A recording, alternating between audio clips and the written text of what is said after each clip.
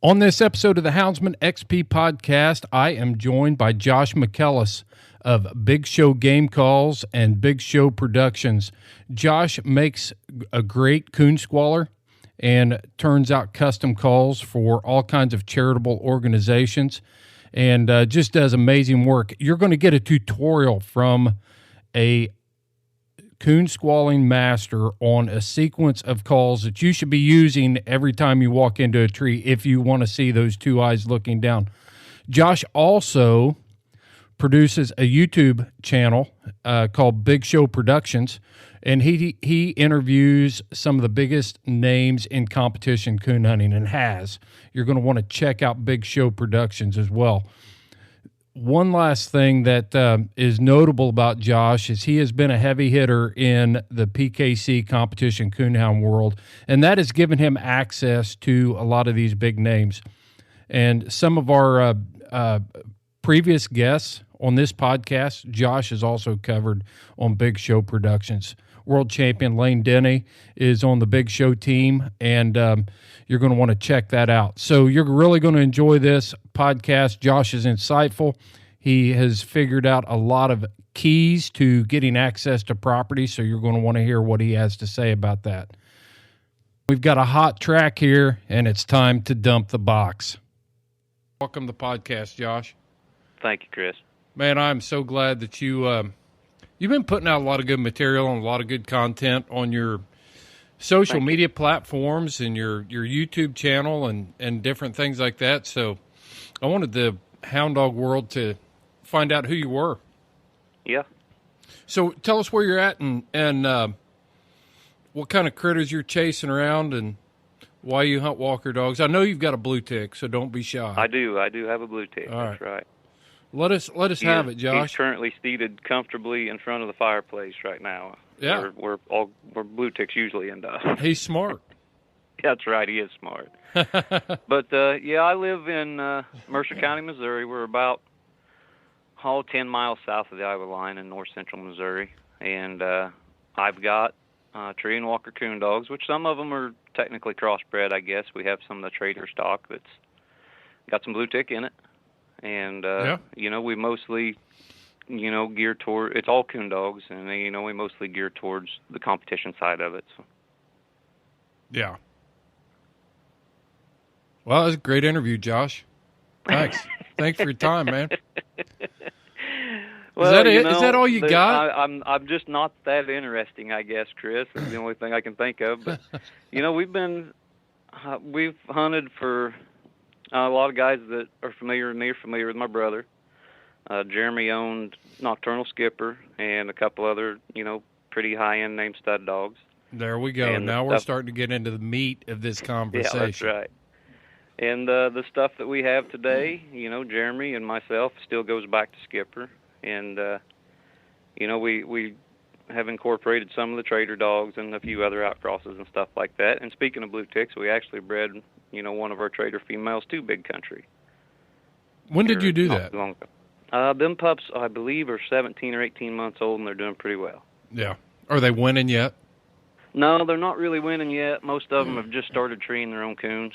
They're far from polished products yet. The thing about everybody always, they'll send me messages and ask me if Big Country pups are early starters. Yeah, and they're really not. Most the ones I've been around have not been super early starters. I mean, they're early to go hunting. Yes, early to do some things right, But as far as being polished dogs, they don't get that early. That the ones that I've been around, I'm sure there are some early starters. I mean, he's got enough pups on the ground now that you're going to have some that start pretty quick. And that kind of hurts. That hurts a little bit because it does of the PKC Super Stakes and things like that. But yeah.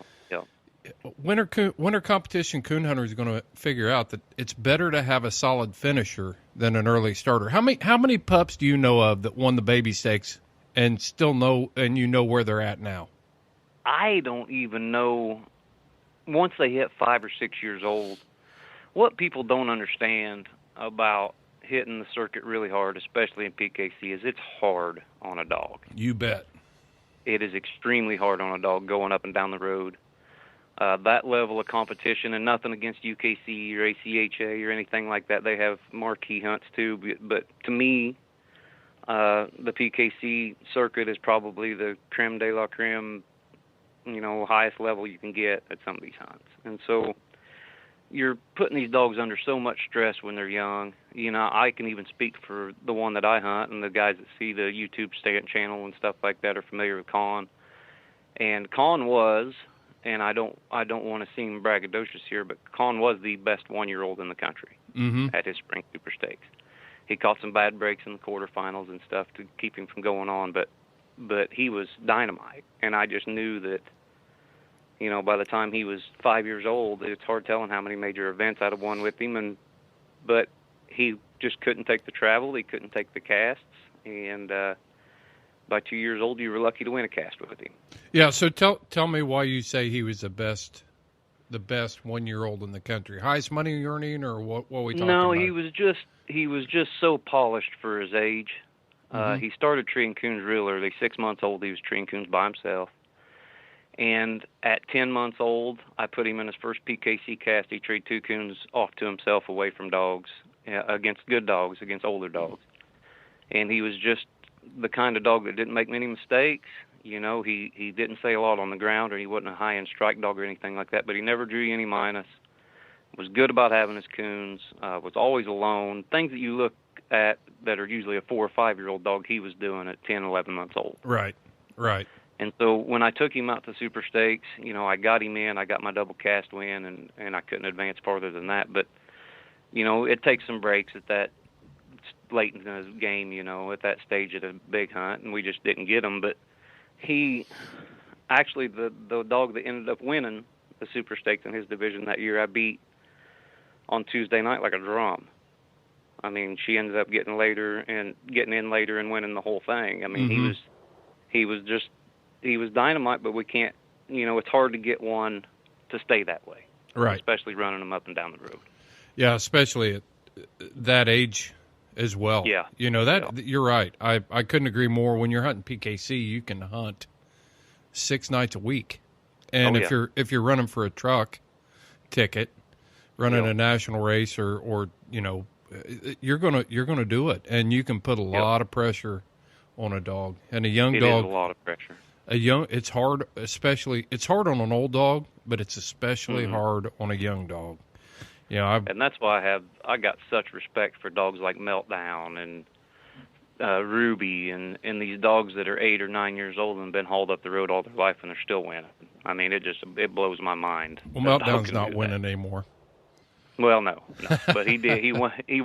Late in his career, he won a little bit, winning, didn't he? He did. What was his lifetime earnings? You remember? I believe it's around 200,000. Yeah. I know Ruby is real close to him right now. I think she's at 195 or something like that. No kidding. Yeah. She's kind of getting closer to him. So. Well, we started off having a little bit of a, back and forth there about walkers, but the one thing walker breeders have done, and I think it's because of PKC and competition hunting, is they've capitalized on it. The walker breed overall has bred for the traits that it takes to win. You bet. And they haven't let kennel blindness or anything else, for the most part, they haven't let that get in their way. Now, there's some walker breeders that are real mad at you guys for doing that. But as a rule, when it comes to competition coon hunting, the walker breeders have capitalized on it. They've looked at the scorecards, they know what it takes to win, and then they've bred for those traits. You bet. And it's just we didn't let things. I've seen one saying that, we're worried about what's between their ears and not the length of their ears and things like that.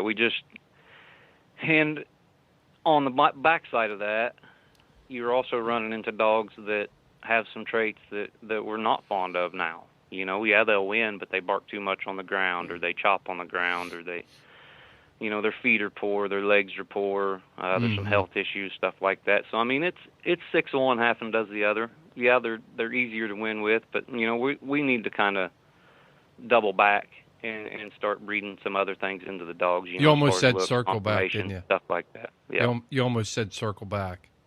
Yeah. Yeah. That's right. We don't want to go there. Yeah. So circle.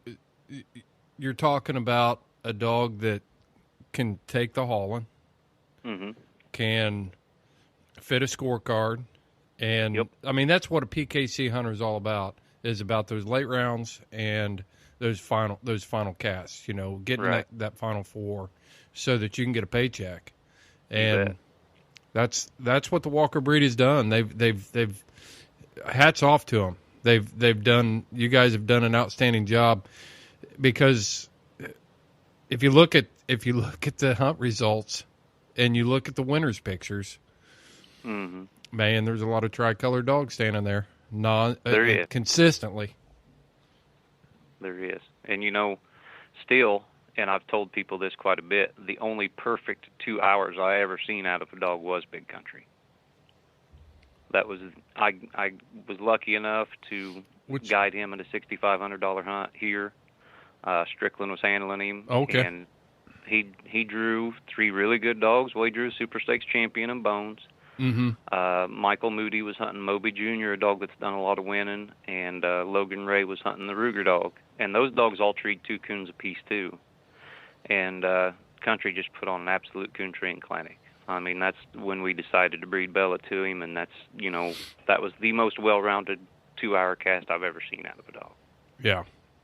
He could do amazing stuff. And he still can. He's just more valuable doing what he's doing right now than running up and down the road with him. So yeah, he's got some good guys behind him too. I like John and Ashley. They're really good guys, and they're going to do what's best for him. So yeah.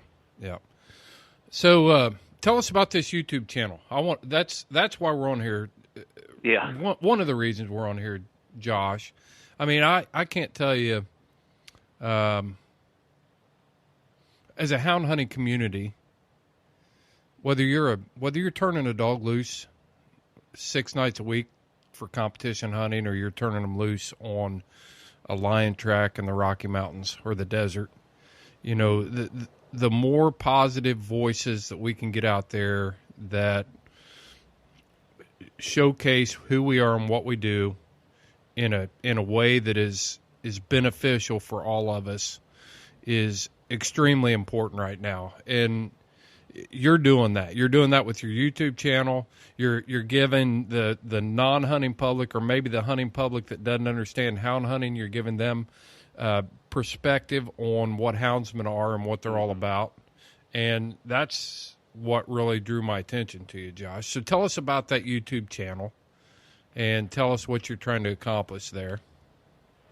Well, you know, at first it was just, you know, lighthearted banner, and I think I may have mentioned in the very first episode that we did that, you know, hound hunting is kind of in the darkness at times, and we're trying to bring it to the light. But I mean, it started, you know, just for fun, just for kicks.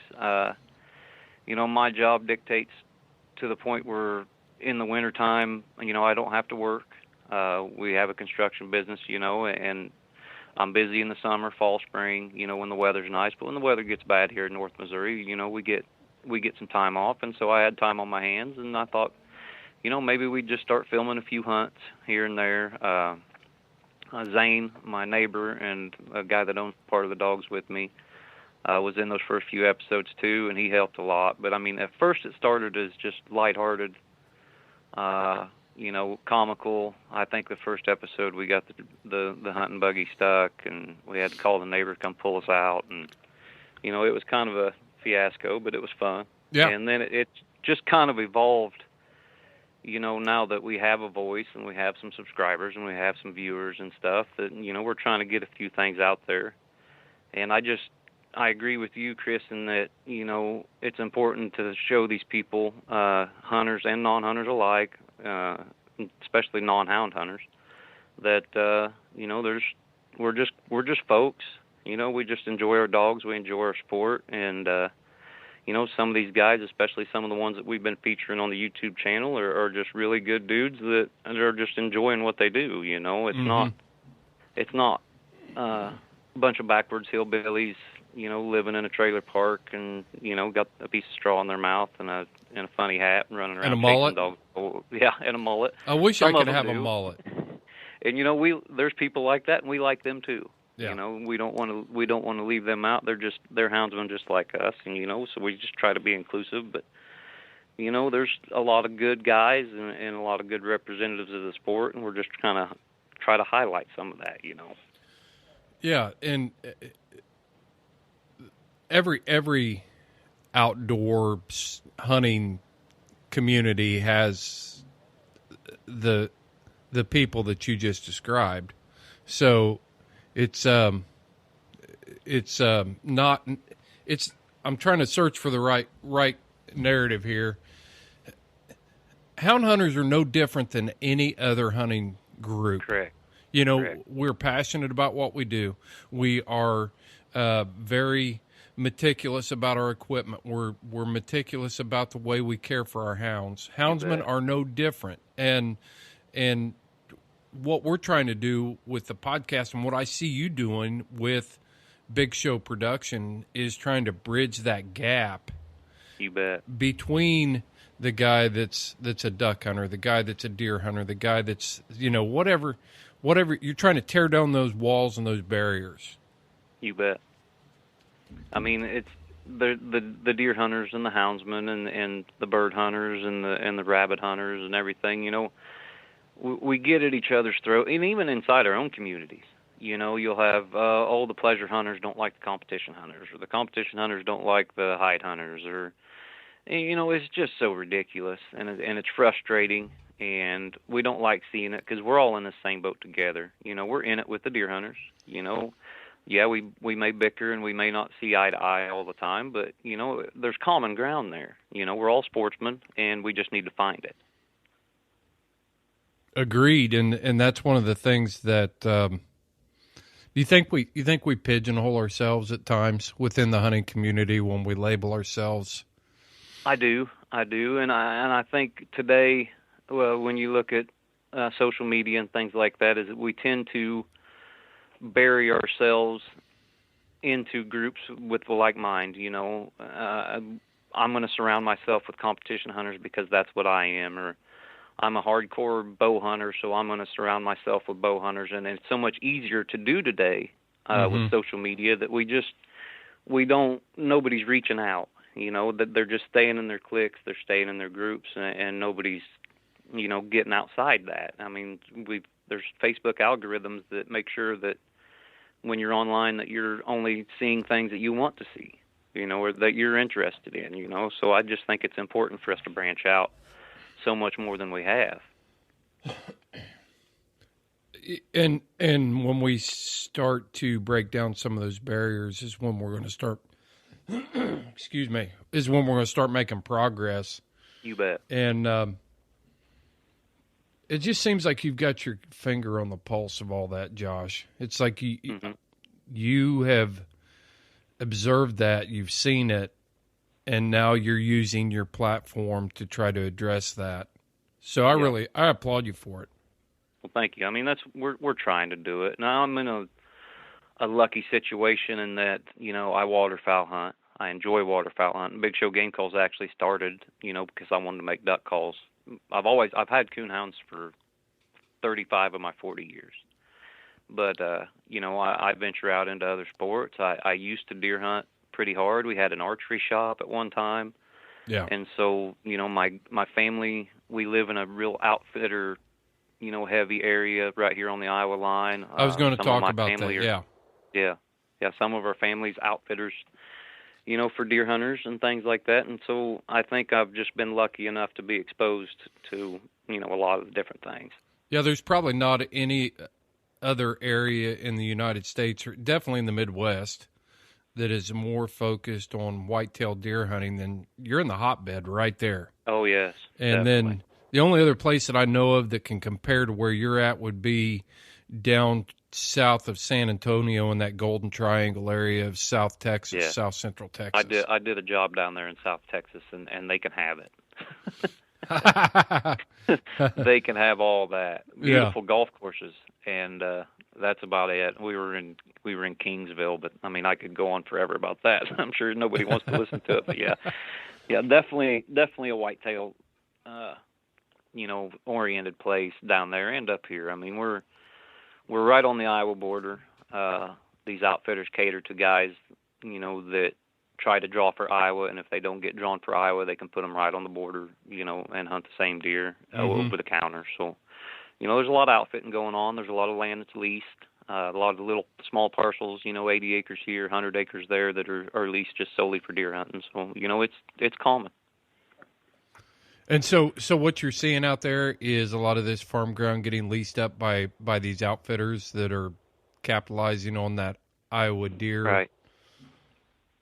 Interesting. Actually, the largest landowner in our county is nothing but an outfitter. Really? Yes, and we. And then he leases back probably to ag to farmers. They right? they farm as well. They do have their own farming equipment as well, but it's strictly most of their incomes through outfitting.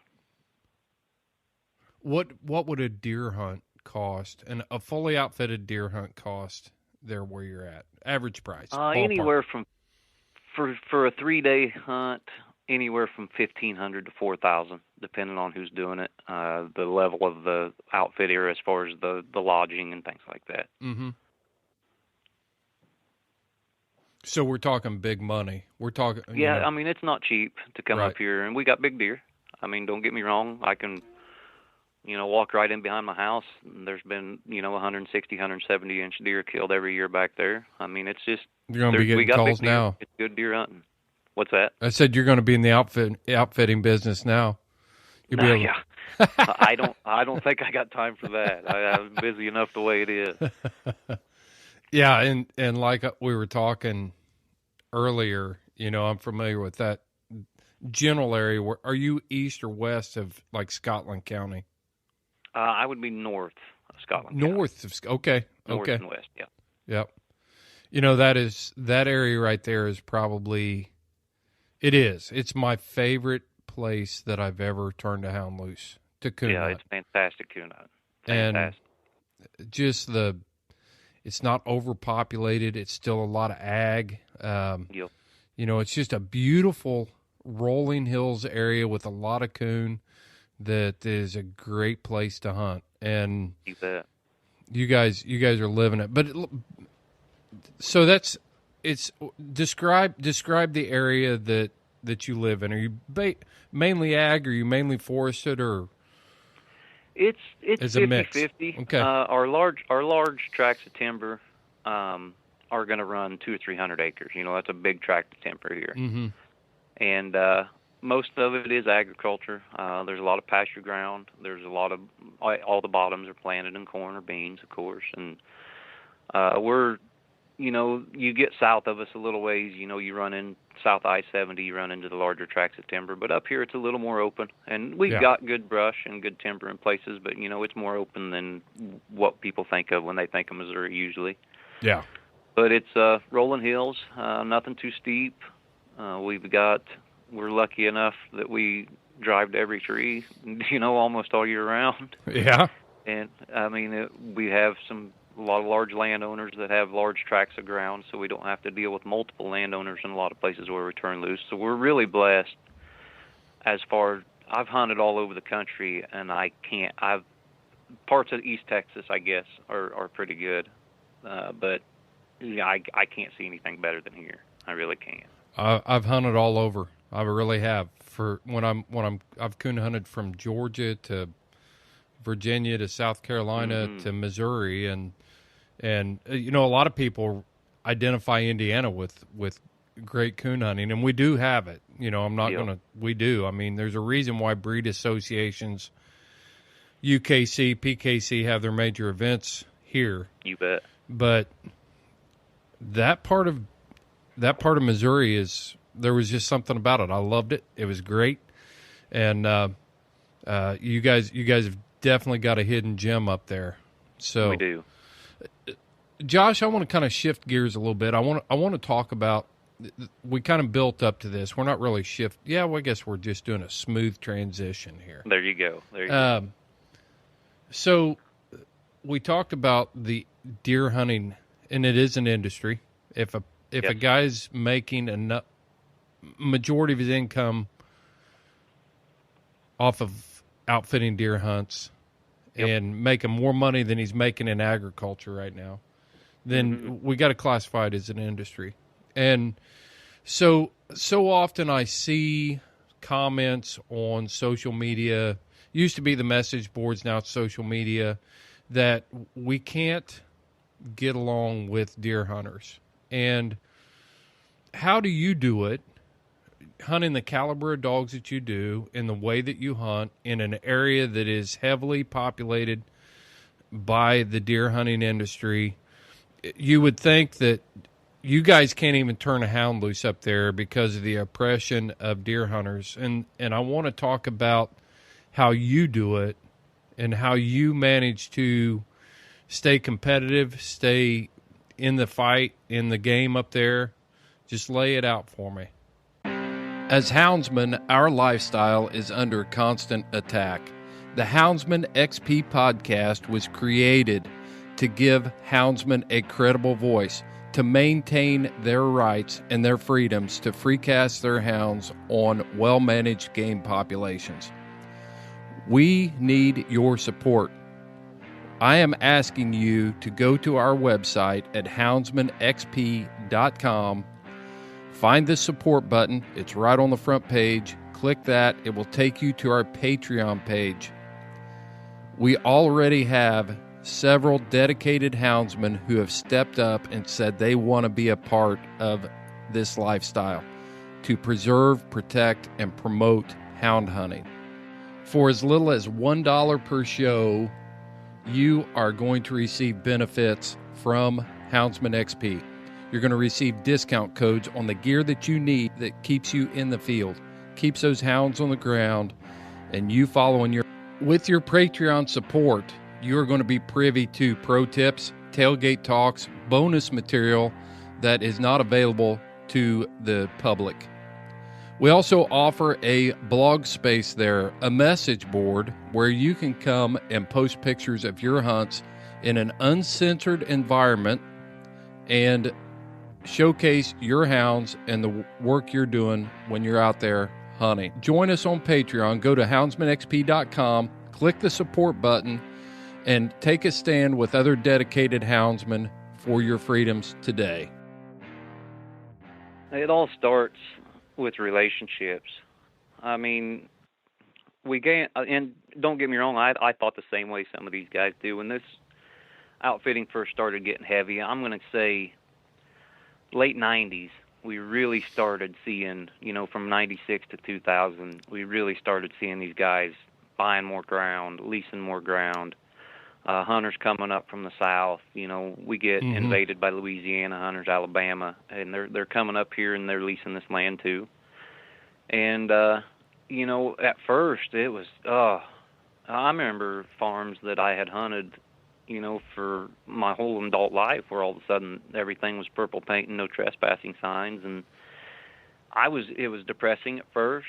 I thought, man, we're losing all this ground. Coon hunting's going to go away, and, we're not going to have any place to hunt. But as we got farther into this, we started developing some relationships, and it just takes one sometimes. You get one guy who's an outfitter or a major deer hunter or someone that leases ground, and he says, you do what? And I say, well, I got, coon dogs. And he goes, man, I got way too many coons. He goes, why don't you come in here and do something about it? And then pretty soon the word spreads, and you go from there. But it just starts with being, respectful to what they want to do and how they want to do it. And eventually they're going to come around to our way of thinking, because they're going to see what we can do for them and how we do it and things like that. But it's just, I know it's overwhelming at first, but once we started putting ourselves out there and we started knocking on doors and we started talking to some guys here and there, and it helped that we have a good hound community in this, or hound culture in my community, in our area, there's a lot of coon hunters here. Mm-hmm. And that helped a bunch. And those coon hunters were good about, not making waves as far as just turning their dogs loose wherever they felt like it and driving in, and tearing things up and being caught on game cameras and things like that. They were good, and it helped us get, just a little foothold, 10 or 15 years ago, and it's just blossomed from there. I mean, we've got more ground to hunt. There's farms that I haven't turned loose on in years where people are calling me, wanting me to come go coon hunting. And it's just, maybe it's a farm where I can't drive to every tree, or maybe it's a farm that has got a neighbor on one side that maybe don't want me in there, so I don't hunt it, or maybe it's farther away from the house when I can just turn loose in my back door, and we've got so much land, and we don't pay a dime for any of it. And everywhere could be like that if we just, stay the course. I really think that, these guys are going to come around eventually all over the United States. Well, let's peel back the layers of this onion a little bit. Okay. And talk about how you approach landowners. I want to talk about how landowners perceive. So you pull up in somebody's driveway, you knock on the door, and you say, "Hey, I'm a coon hunter. You've got a big deer lease." Take it from there. Tell us what you do. First thing I tell them is, man, we got too many coons. And then I tell them about all the damage the raccoons do to their feeders, to their turkeys, to their ground nesting birds, to all those things. Mm-hmm. And so you've got some knowledge of wildlife management. Exactly, and that's what they want. They don't want dogs traipsing all over their country, all over their food plots and deer stands and game cameras and stuff. They don't. And they don't want coon hunters running trucks through the middle of their food plot either. No, they absolutely don't. And actually, believe it or not, that is one of the selling points when we get a new piece of ground, is we tell them that the trucks, create less havoc amongst the deer than the dogs and the people do walking around, which I think is actually true. I think driving to trees is probably going to, which just as well as I do, Chris, we're not scaring these deer off. Right. But the hunter doesn't know that.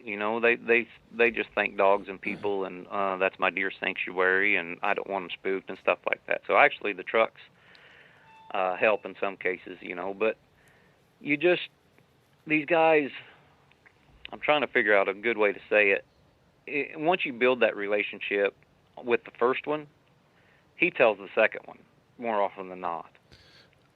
And the third one and the fourth one and so on down the line. I haven't knocked on many doors. I haven't talked to people. I'm out there in the community, and everybody knows that I'm a coon hunter.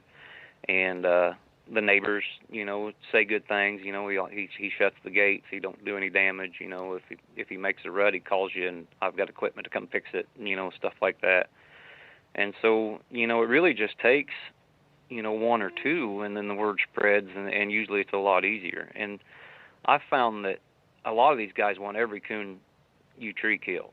They really do. And I don't like doing that. Why not? I'm not going to treat. Lay that out for people. It's mostly for the dogs. Some dogs don't need a lot of coons. And what a lot of guys, especially non-hunters or hunters that are not familiar with hounds, and just as well as I do, it's not about actually killing the animal that we're pursuing. I don't get any thrill or anything out of taking a coon. It's just for the dogs. It's the only reason I do any of these hunts or any of this hunting is because I enjoy training dogs. And so shooting multiple coons out to dogs that don't need them and stuff like that isn't always the best bet, and I don't like doing it. But, I'll sacrifice sometimes and take more coons than I'm comfortable with, just for the simple fact that that's what the landowner wants, and it is his land, and we need to obey by his rules. You definitely need to take some pictures and send them to those landowners and tell and brag a little bit about how many coons you're taking off their property. Yes, they love it when you're in a situation like that. And we do have a coon problem. We have an abundance of raccoons, and they need to be managed. And they're harder on the ground nesting birds and things like that every year. So it is good wildlife management practice. We're not just wiping them all out. Right. And the thing that we all need to realize is, you may have a high density of coon hunters, and in your area. You said you've got a lot of houndsmen there, but it's still nowhere near. If you guys hunted every night for a month and shot every raccoon you treed, we couldn't even put a 10 in them. That's right, because still we don't have the total numbers and people out there hunting raccoons and coon hunters right now to do that. Right. I mean, it's just like sticking your finger in a bucket of water. You pull it out. If there's, we don't hunt next to major highways. Right. Exactly. We're not going to turn loose next to railroad tracks. We're not going to turn loose in certain places that can put our dogs into harm, or farms that won't allow it. Well, those places are surrounding these areas that we're taking these coons from, and those coons from those areas are going to come into that habitat as soon as we pull one out. So. And that's a good strong point, because before it was deer hunters, then this whole conversation was surrounded with trappers. All coon hunters and trappers can't get along. Oh yeah. Well, the thing that I've always told people is, man, you trap places that I would never dream of turning a hound loose. So that is a great selling point for us as houndsmen to interact with the trapping community, because a trapper's not going to walk a half mile or 2 miles into a section to set a coon trap. Not when they can slap a dog proof right alongside of the road and get the same thing. Exactly. They're going to trap culverts. They're going to trap bridge abutments. They're going to trap all these areas where along major highways have no risk, no impact to any of their equipment. And we're just simply not going to do that. And that has gotten me so much traction within the trapping community here in Indiana to build relationships there too. So I'm glad you brought that up. That's an awesome point. Yeah, and I mean, I'm a trapper too. When coons are high, and I don't trap when they're not high because it's not worth it to me. But when coons are high, I put just as much steel on the ground as anybody else in the winter. And I don't trap anywhere that I coon hunt for the simple fact that there's too many other good places to trap where I don't have to, go back in there to where I coon hunt. Right. That's when I'll hit the major roads and the railroad tracks and around the big lakes and things like that. Josh, how do we break down these barriers? What are some things that we as houndsmen should be considering when we're talking to other hunting groups and trying to interact there? We have to be super careful about how we portray ourselves. We can't. I mean, don't get me wrong. We've all done stupid stuff. When I was young, maybe I turned dogs loose on ground I didn't have permission on and stuff. But we have to do better about that. We have to do better as far as policing our own community. When you look at deer hunters, and part of the reason why they've been so successful is they do a lot better job of policing themselves than we do. When someone poaches a big deer, the first person that comes out after him is deer hunters, and we need to have kind of that same mindset. I don't want to make any houndsman mad or anything like that, but we also have to really be careful about what we do and how we do it, because we're in the forefront as far as who's under fire here. It's going to be us first. Every time.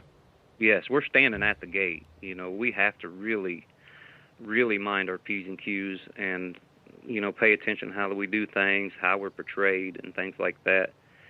And so it all starts with how you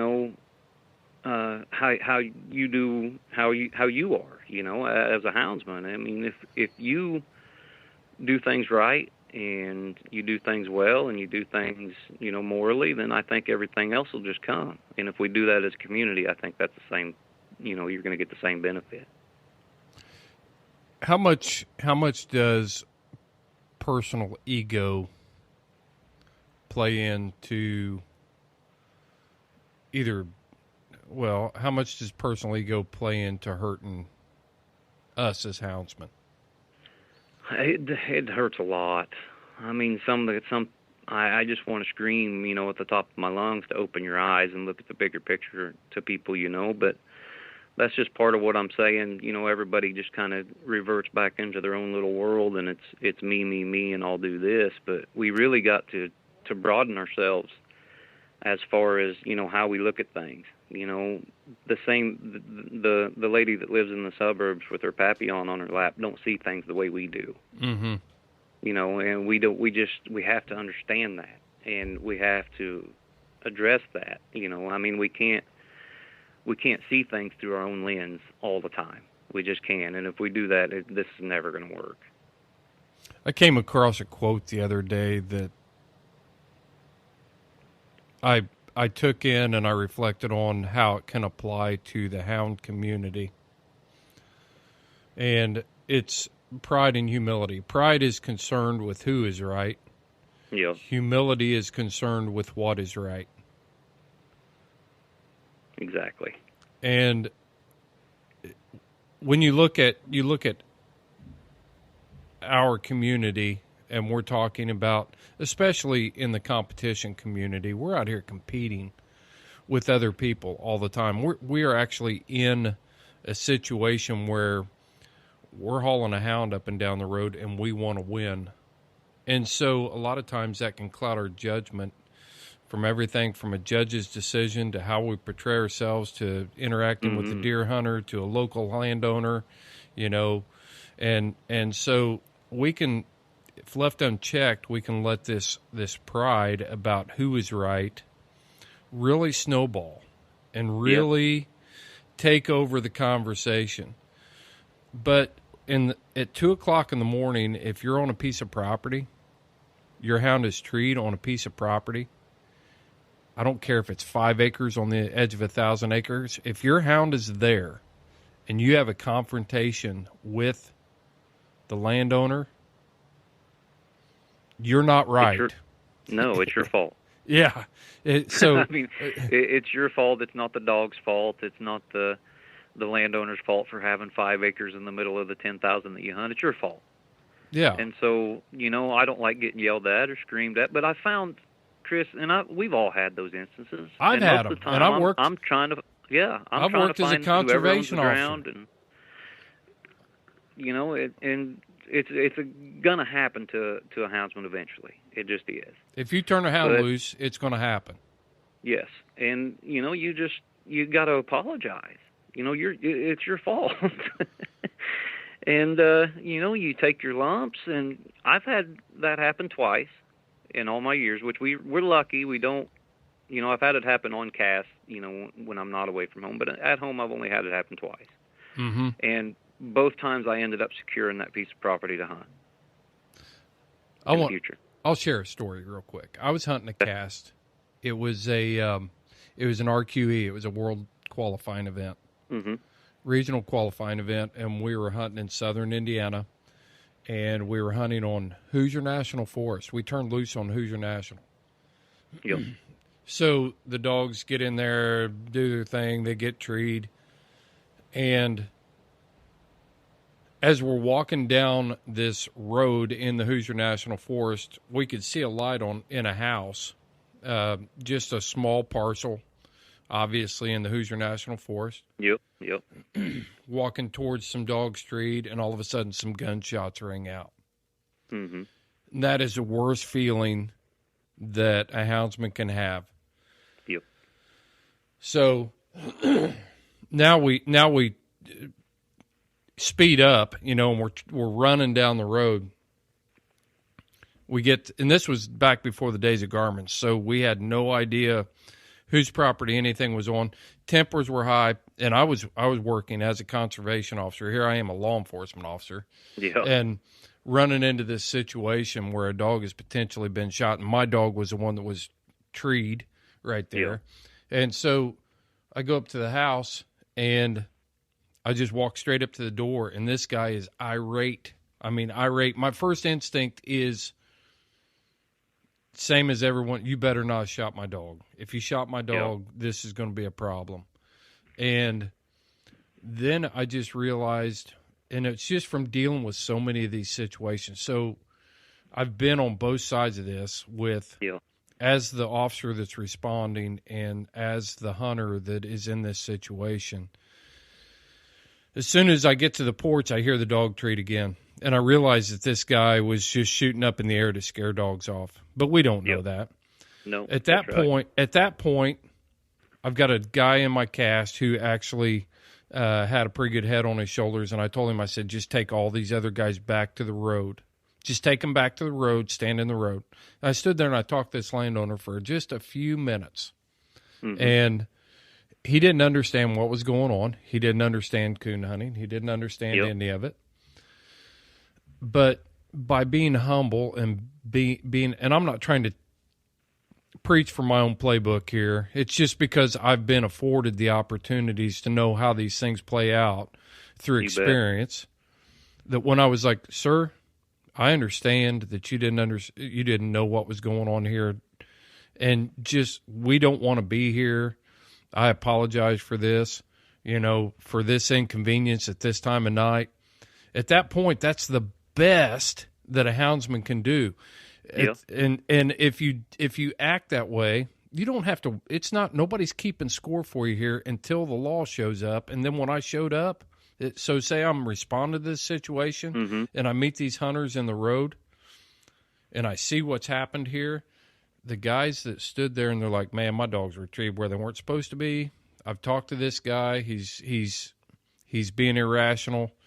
Man, I'm gonna side with these hunters every time. Yeah. I'm gonna be like, these guys have handled this correctly, and this guy, maybe both sides have handled it correctly. Maybe I don't need to do anything, and that's the best situation I can be in. I've pulled in times where it's been like, hey, these guys can go get their dogs. The landowner's at that point, he's like, I shouldn't have been shooting up in the air. I didn't know what was going on.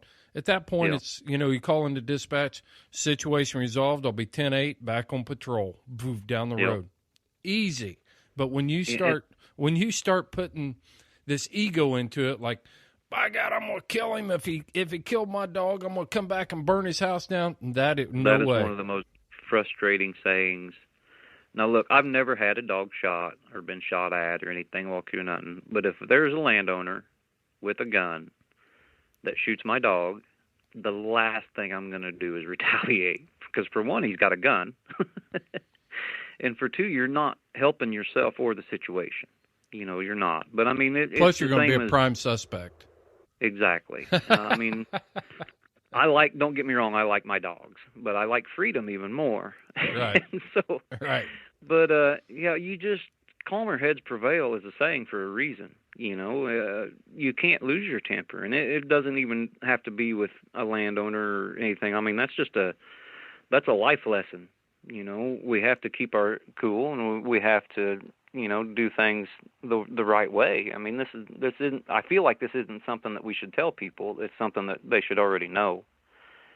Just if your dog is on someone else's property, don't give them the, well, my dog can't read posted signs thing. I mean, the dog shouldn't have been there.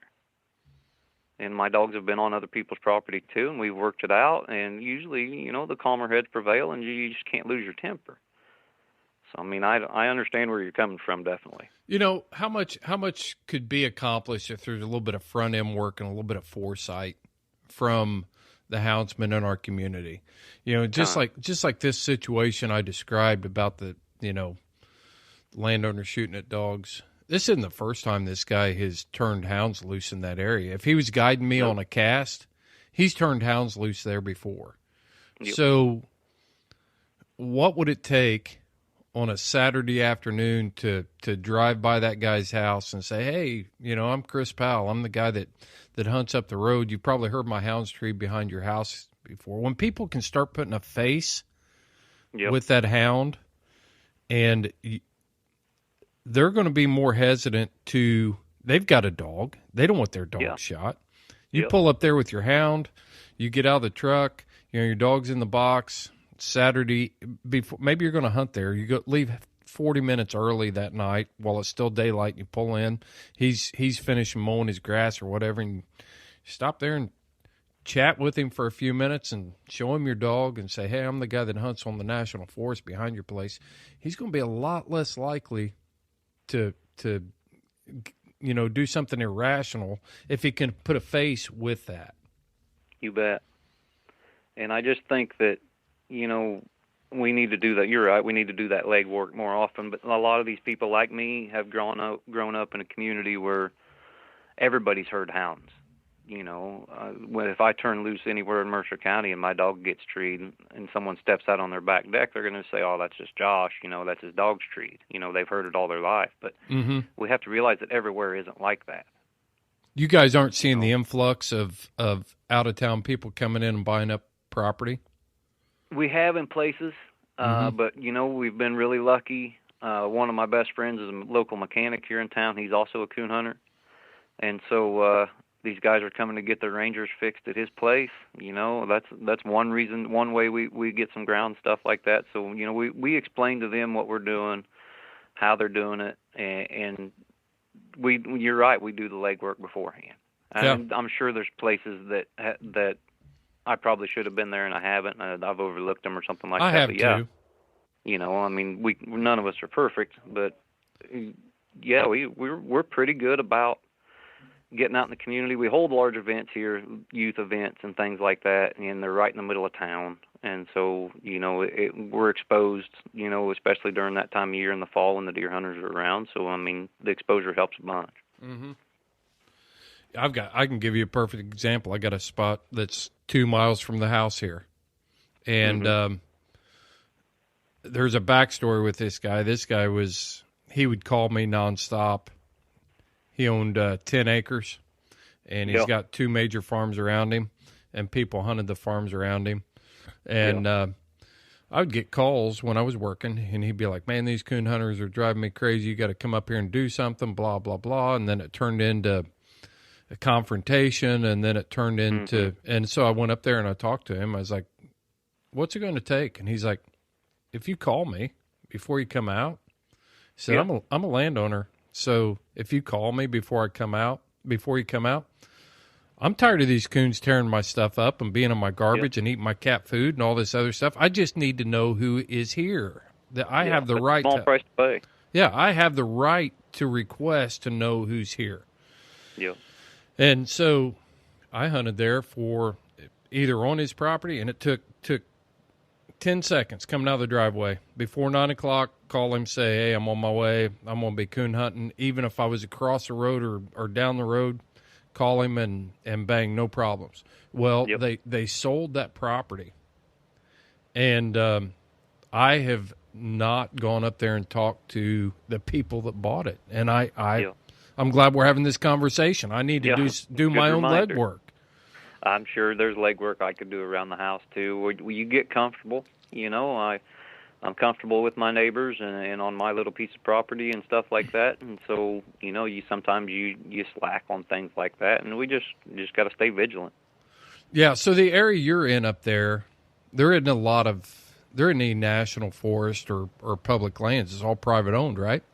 We have some small parcels of public land, you know, 400 or 500 acres here or there, but it's all surrounded by private. And so you're going to need permission, you know, on a lot of that stuff before you even turn loose on the public land. Same situation we're in, and a lot of eastern United States. You get west, I mean, you get out to the western states, and you're looking at millions of acres. Even you get a few hours south of me where you hit the Mark Twain Forest, which I went down and hunted this year, and wow, that's a lot of ground. Yeah.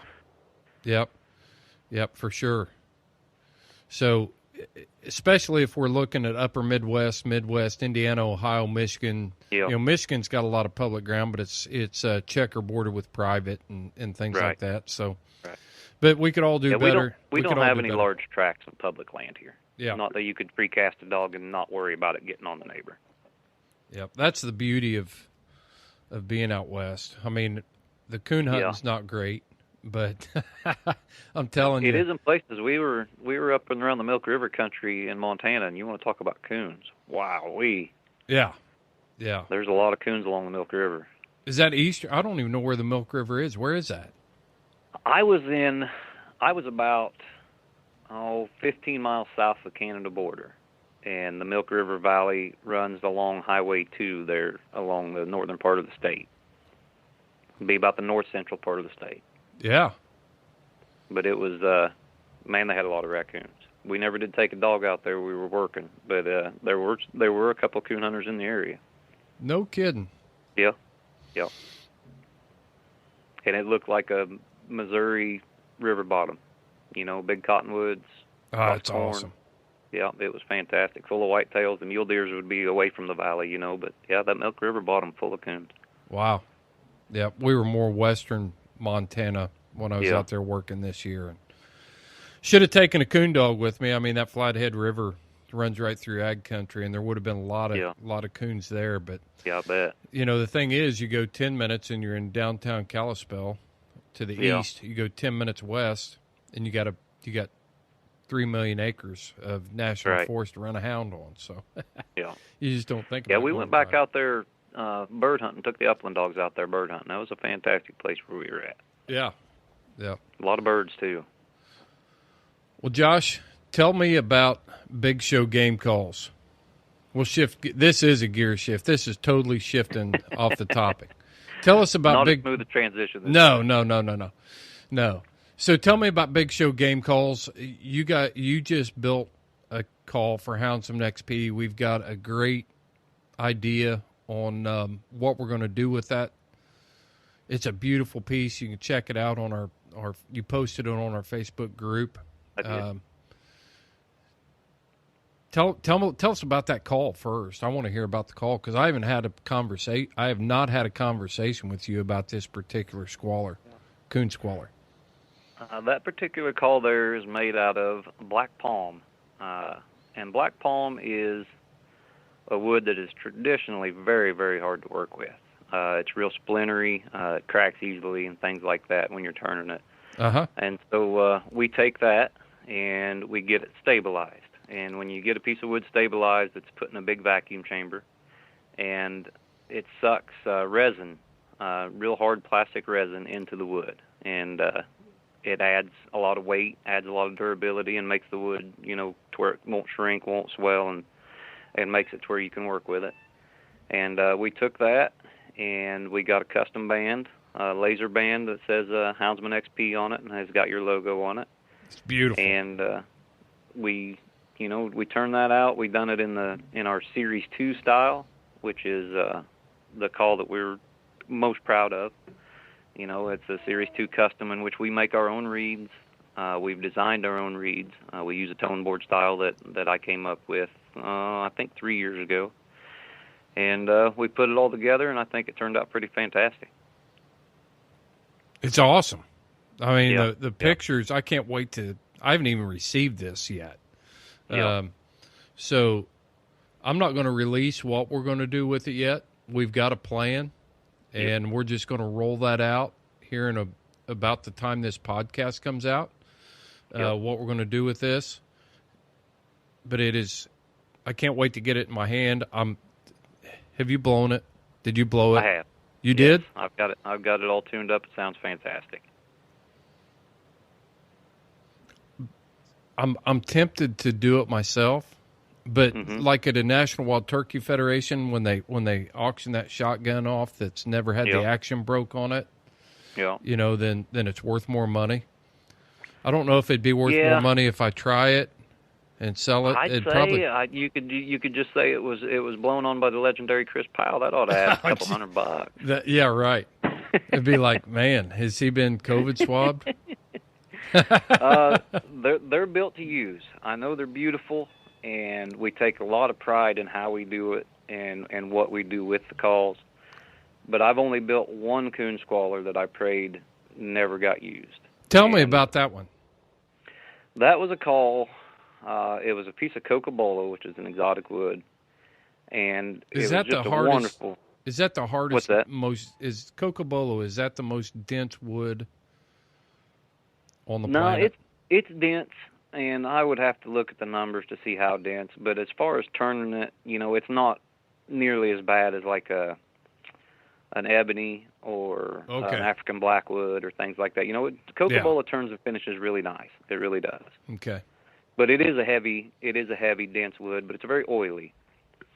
But, it was a call that we built for a fundraiser for Mr. Steve Yant, whose daughter had come down with leukemia, and she had just been diagnosed, and we were trying to help them out.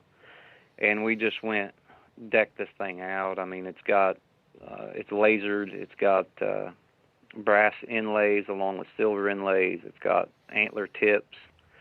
It was a piece I had probably, 16, 17 hours in by the time I got it perfect.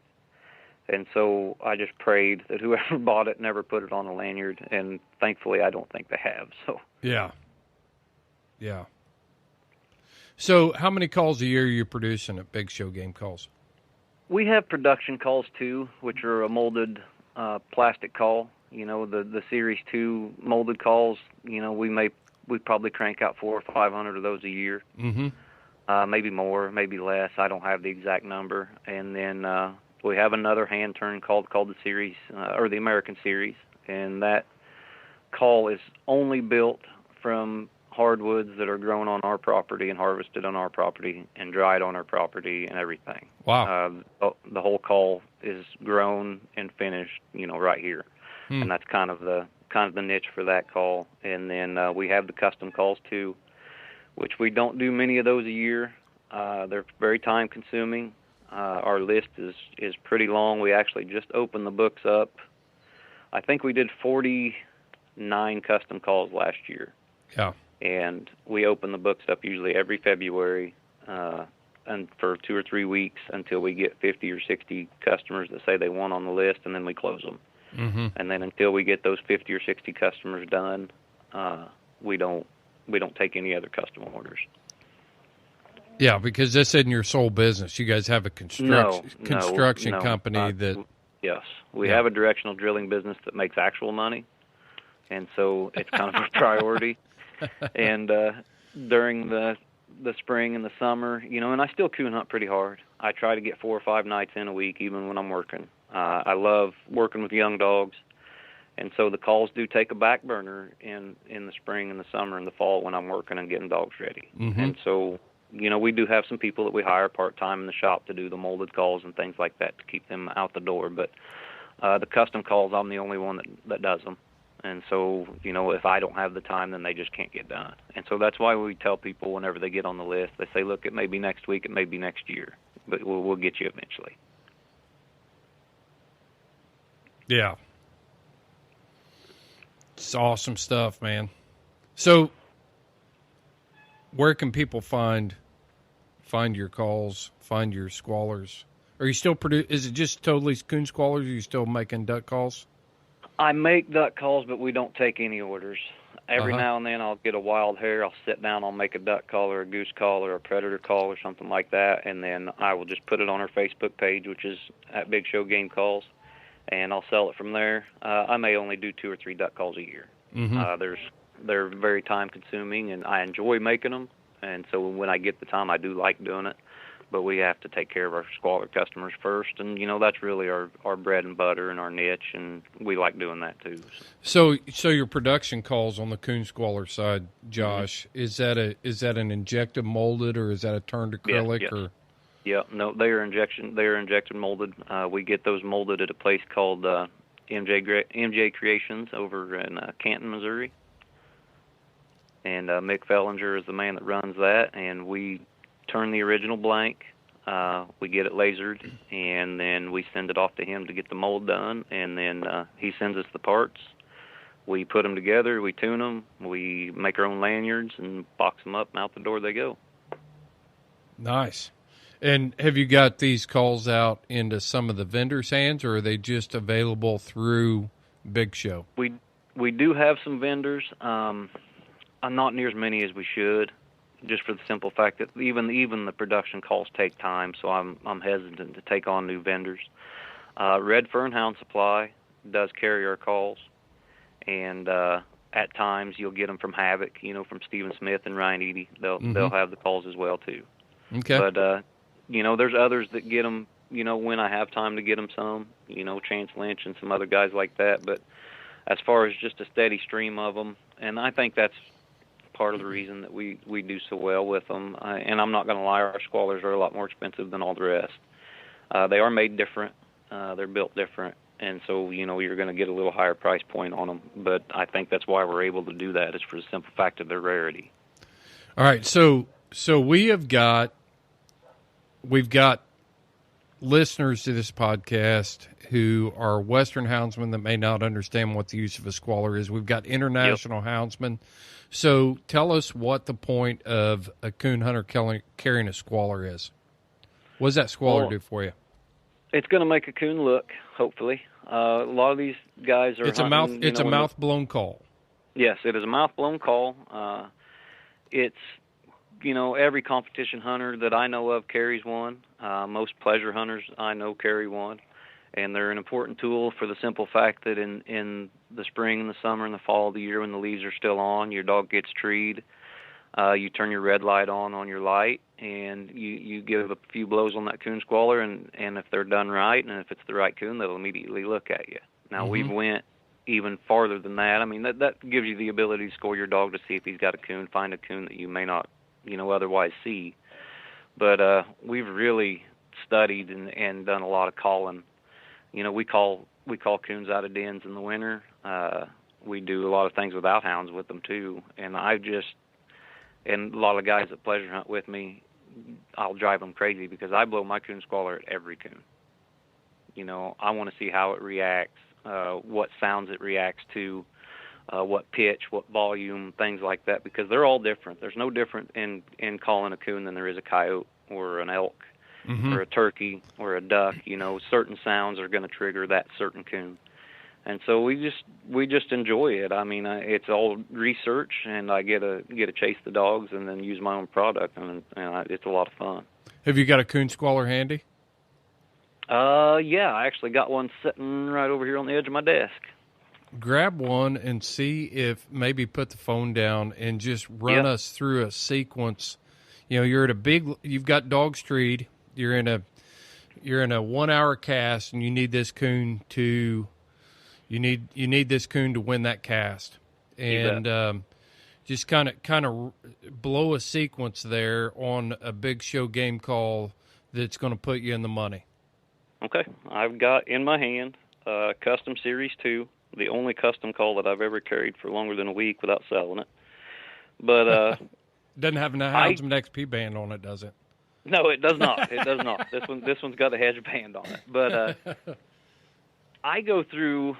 I found a routine that's no different than a duck call routine, and I go through it on just about every tree.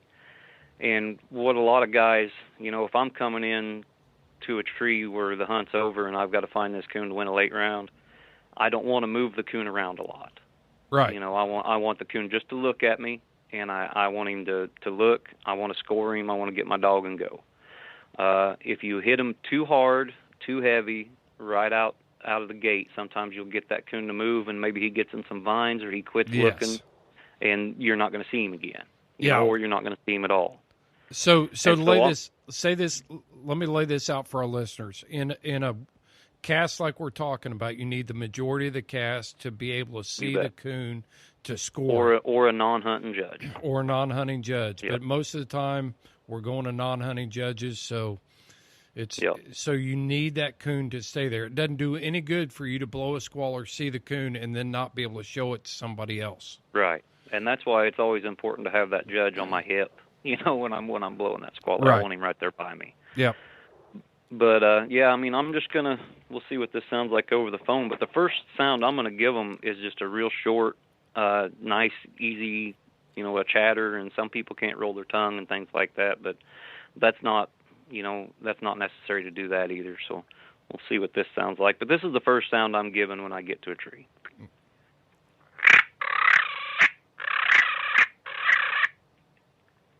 Yep. And that's sounded soft. Good. Yeah, I mean, that's soft. It's just going to maybe, hey, what's that over there? Coon's going to give you an eyeball, and then you can score them. And what sound does a coon naturally make? I mean, when is that raccoon going to make that sort of a sound?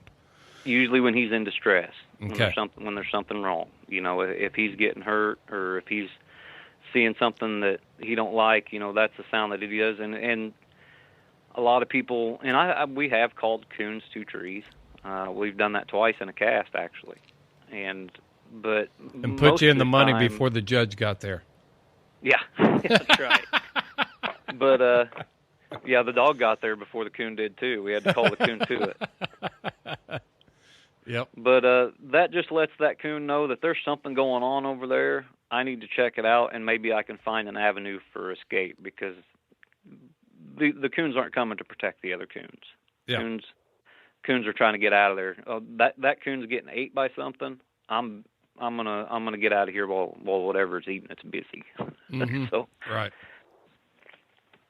But yeah, that's the first sound I give. That don't always work, and so you want to just try to get it a little heavier on it, and do away with the chatter. Try a real high pitch, just squall. Most coon hunters have heard a coon squall, and it's going to sound pretty similar. If you haven't, if you're a big game hunter or something like that, they do make a distress sound like that, and sometimes you can get that coon fidgety to where maybe he's looking at you, but there's something in the way. You can get him fidgety and get him moving around a little bit to where you can see him. So it's going to sound a little bit more like this.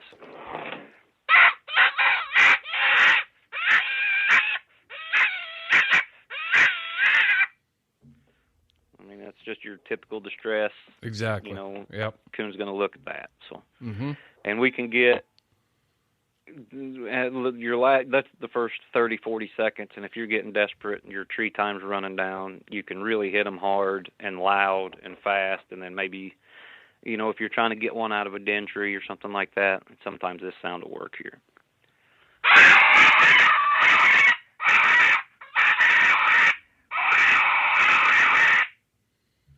I mean, that's your last hope. Those are the three sounds that I usually go to. If it don't look on the first one, the second one, or the third one, just blow the heck out of it and hope for the best. I like it. I've been there several times. Oh yeah. Yep. Yeah, that's awesome. So run us through a whole sequence there. Put it all together. All right, this will be from the time I walk up to a tree till the time I realize that my dog probably don't have a coon. All right.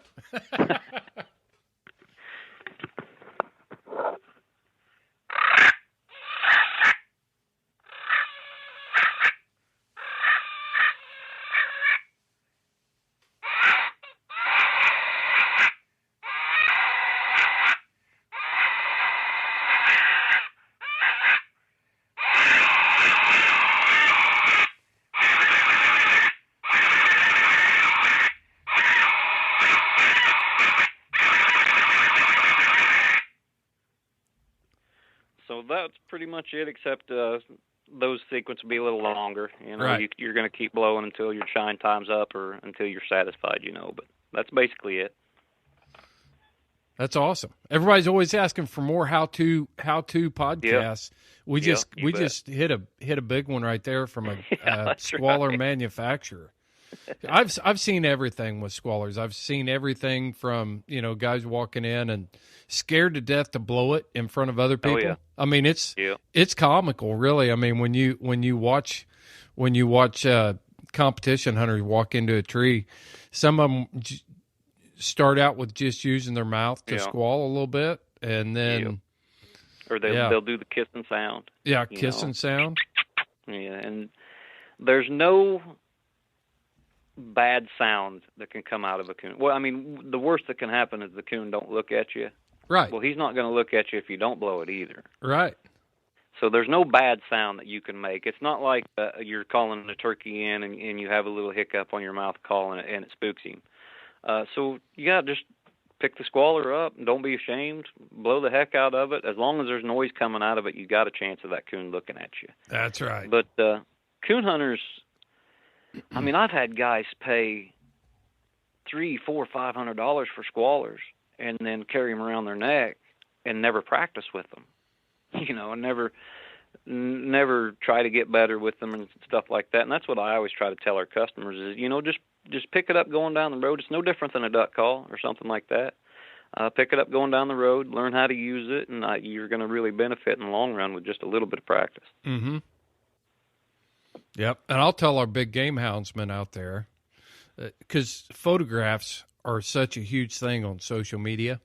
Mm-hmm. I carry a coon squaller in my hound vest with me to every tree, whether it's a coon tree, a lion tree, a bobcat tree, or a bear tree. And I've moved bears around in trees before with a squaller. Oh, yeah. I've moved some those lions to look and perk their ears up for that great photo. And it's just a matter of just a few notes of a distress sound, and they're like, "What is that?" Yeah, there's no wild animal on this planet that doesn't react to a stress sound. Right. That I know of.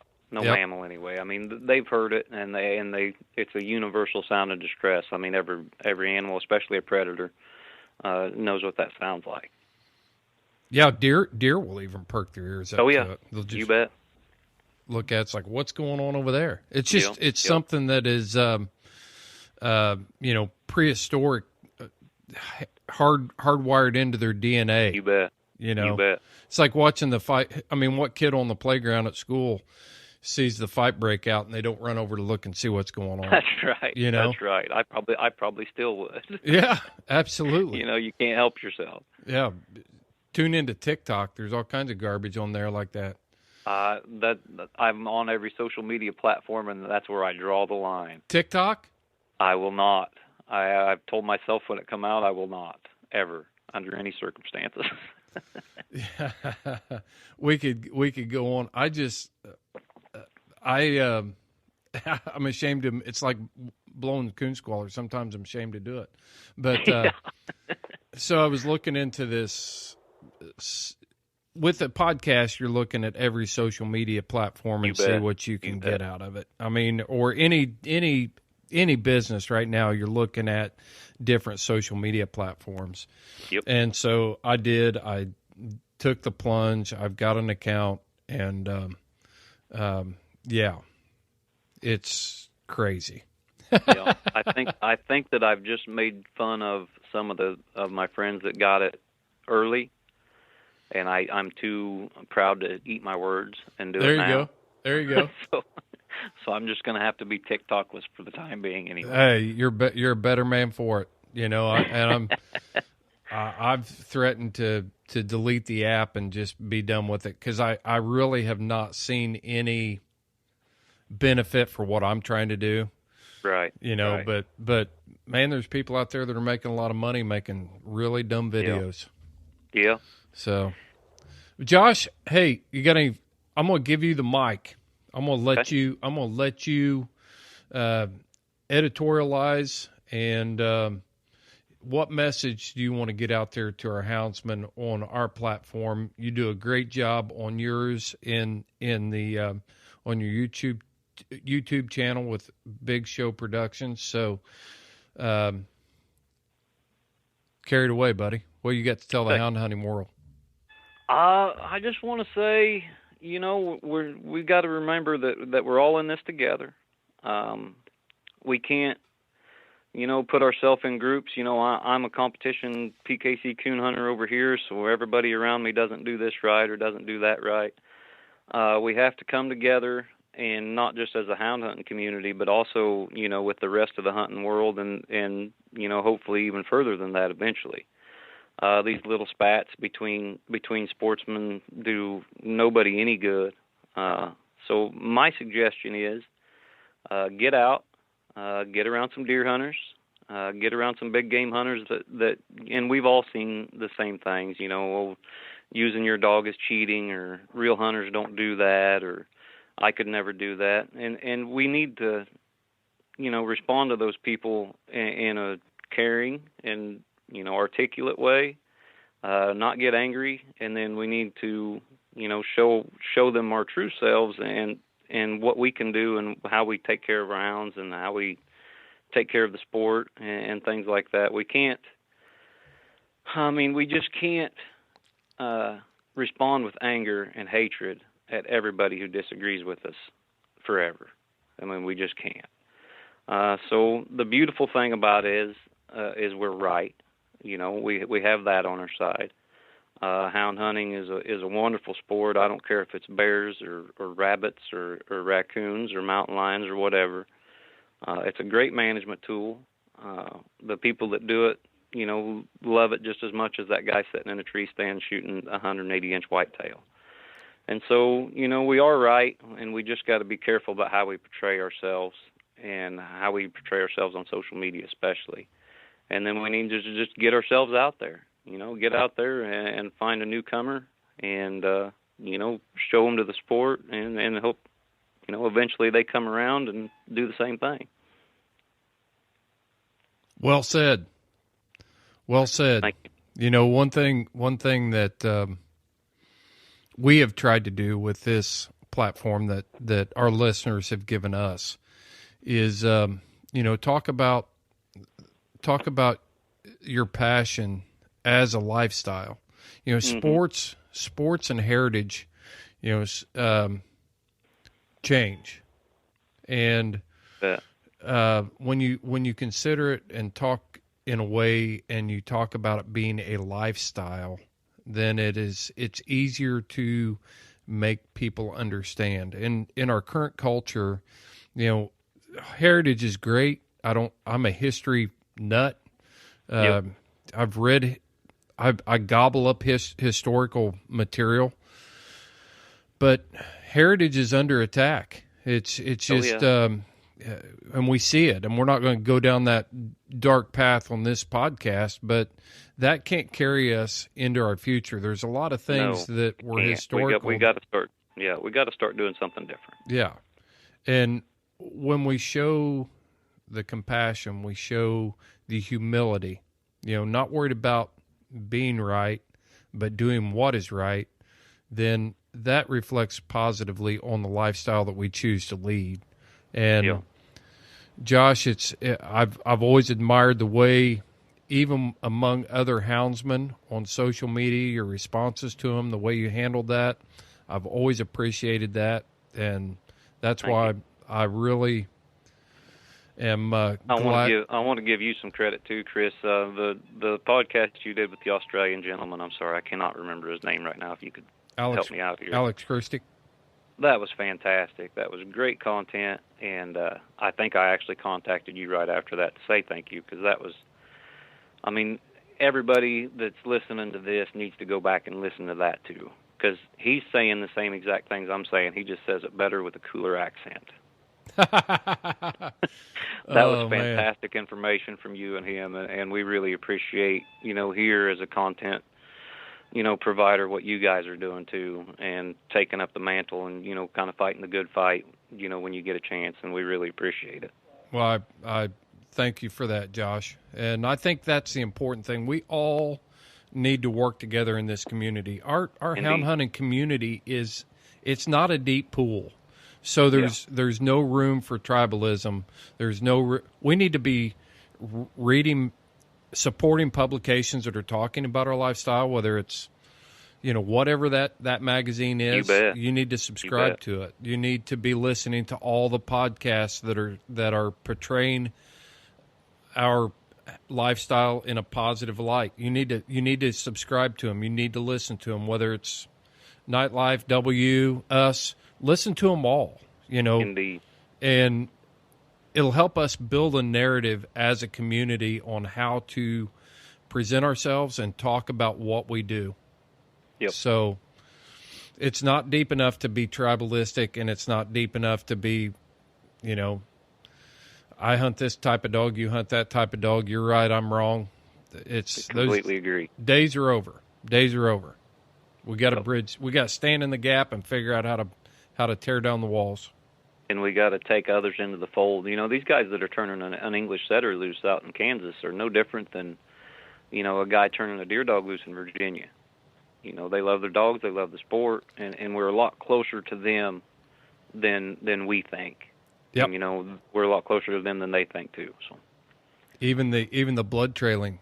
The blood trailing dog community. Anything. These guys that have stock dogs that that are running agility trials and stuff. We all just like working with dogs. It's the same. It's the same people. You're exactly right. Well, I guess we could just say, be like water. Bruce Lee, be like water. That's right. Be like water. You come to a rock, you can go over it, you can go around it, you can go under it, but be like water, and let's just move downstream together. Yep, you bet. Well, Josh, if you haven't got anything else, man, you know how we close this podcast out every week? How's that? The final word on the podcast. Mm-hmm. You follow your hounds, I'll follow mine. Indeed. Thank you, Chris. You bet.